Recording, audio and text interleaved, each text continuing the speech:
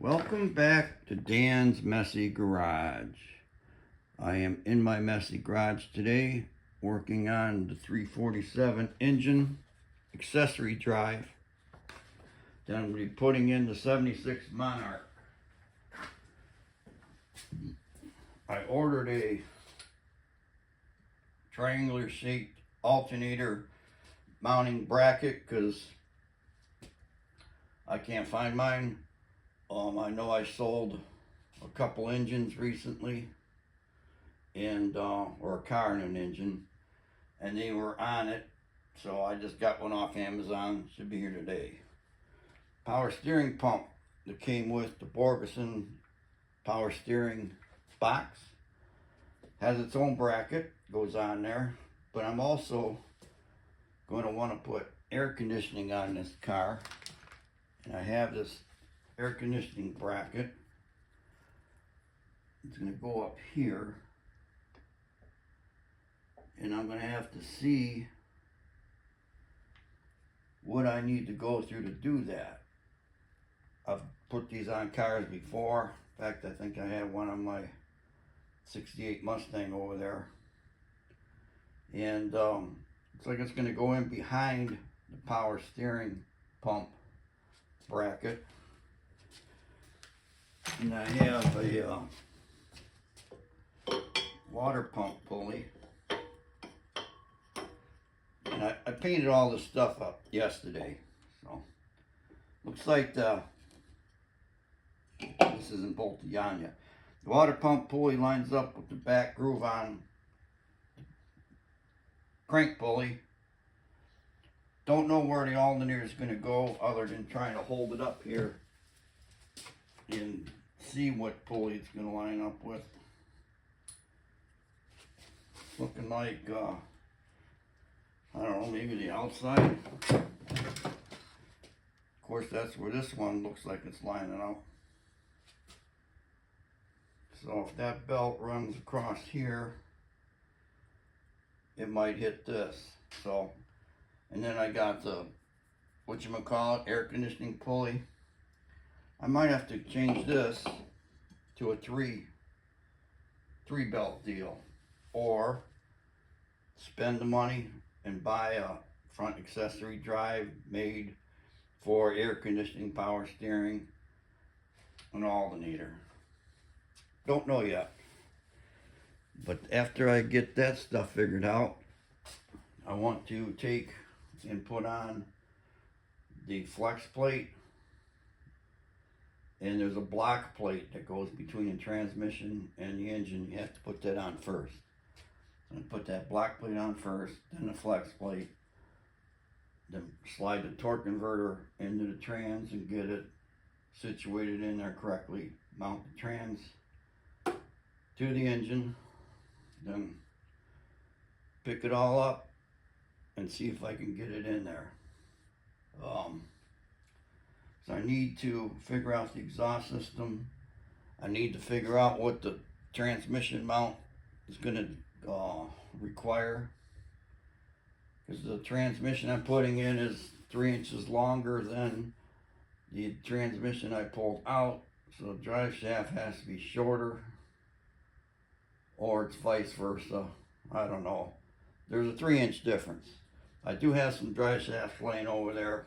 Maybe one will work. If not, then I'll have to get one reconfigured or a new drive shaft made.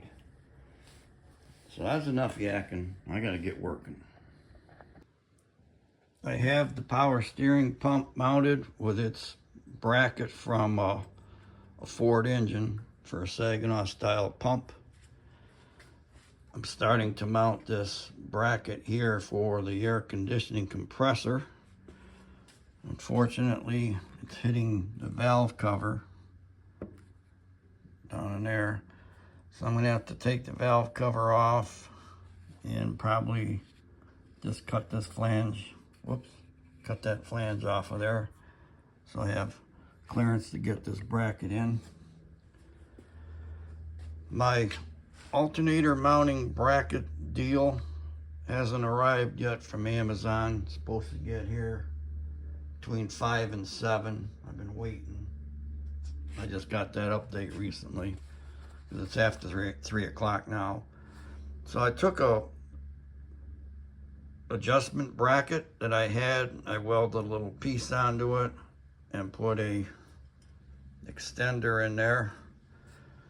So I have plenty of adjustment on the alternator to tighten the belt. I measured for the belts. An easy way to do that, if you have an old belt, try to reach one here. Okay. Take an old belt that's already broke or cut in half, wrap it around the pulleys, and then you can figure out the length of belt that you need. You just stretch it around there, make a mark, and then measure that long end. That's your outside dimension. Now I happen to have this old alternator belt that looks like it'll slip right on here, and that's going to work fine. So I measured that, plus it has a number on it.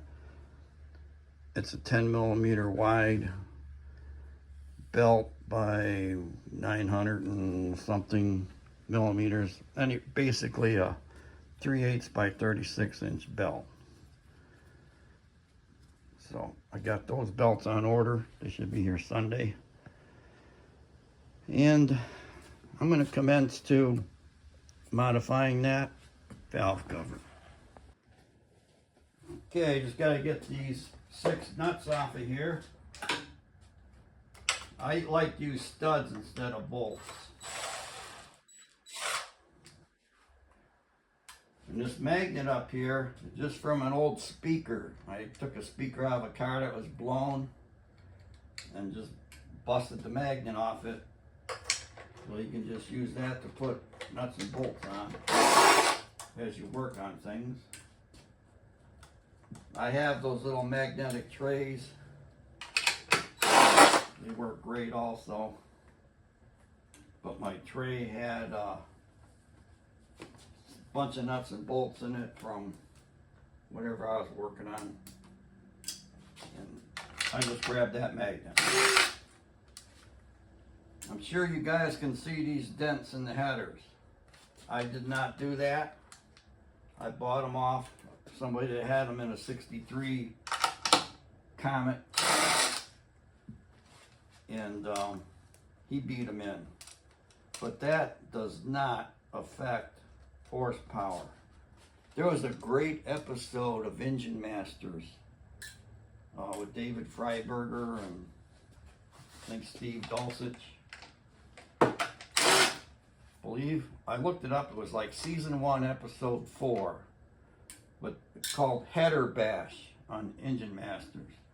And they took a set of headers, dynoed the engine, pounded some dents in it, dynoed it again, pounded more dents in it, and they kept doing that. The headers were just mangled. These guys were taking hammers and crowbars and everything to them and just beat the living crap out of them.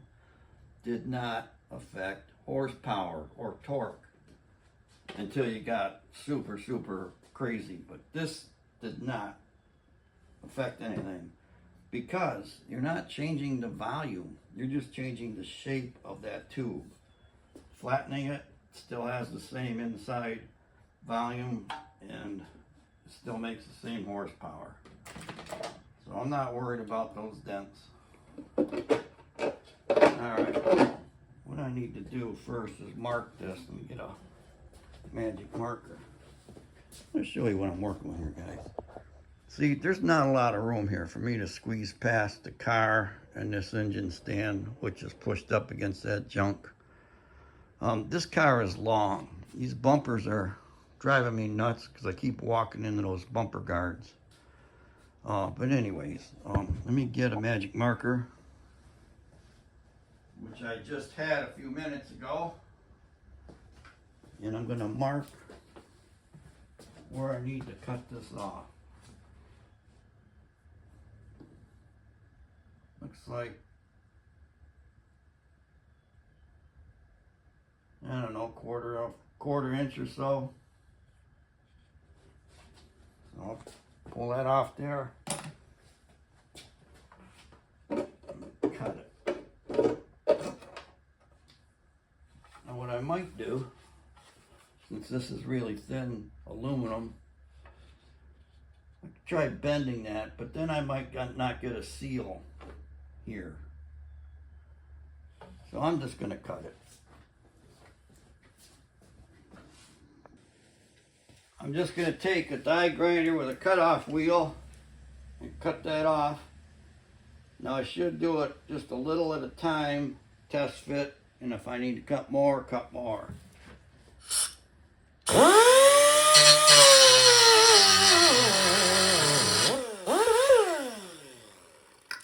going to turn the air compressor on. The air compressor was on. I had the air regulator turned down because I was using my little spray gun. So I turned the regulator up and we're fine. Cut this off here.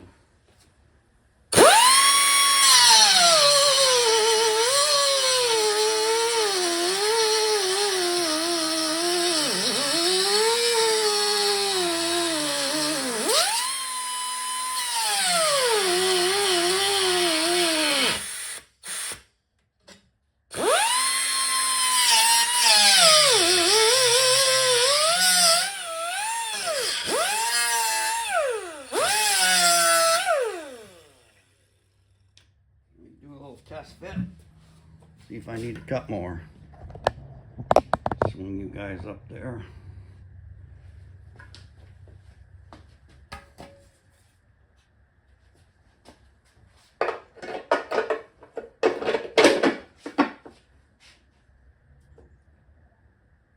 Just a little.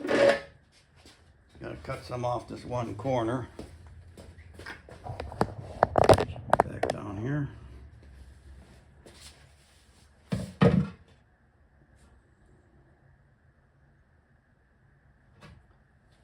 I already forgot what corner. I didn't mark it. Bottom corner. Alright. This corner up here.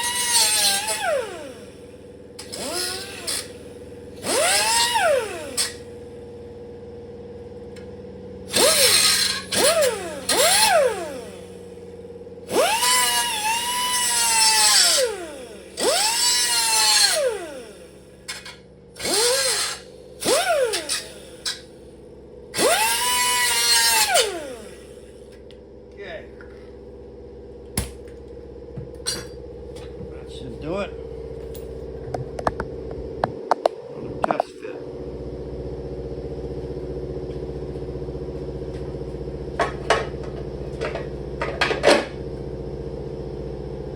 Perfect.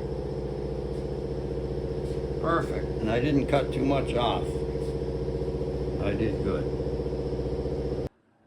Just need to put the nuts back on and wait for Amazon to get here with my alternator mounting bracket. Not much else I can do up front. I'll start getting the flex plate, torque converter, trans, all that stuff mounted on. Almost forgot a washer. See, I'm yakking and not paying attention to what I'm doing. That's not a good thing. They already missed one here.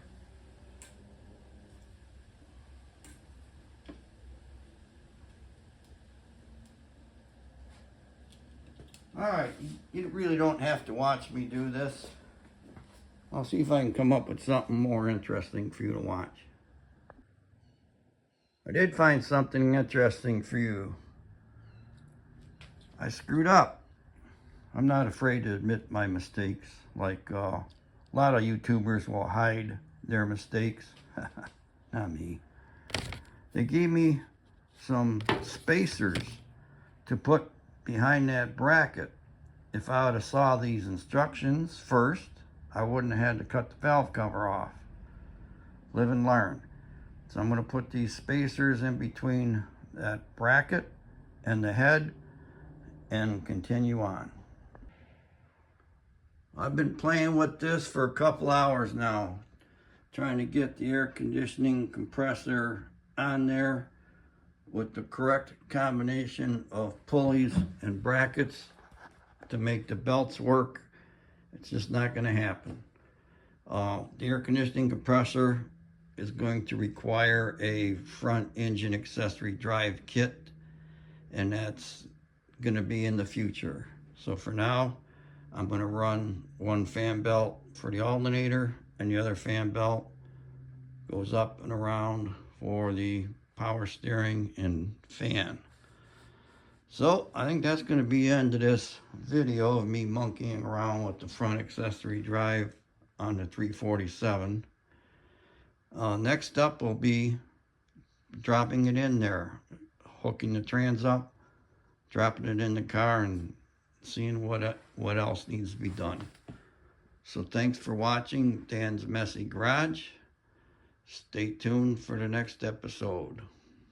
Boy.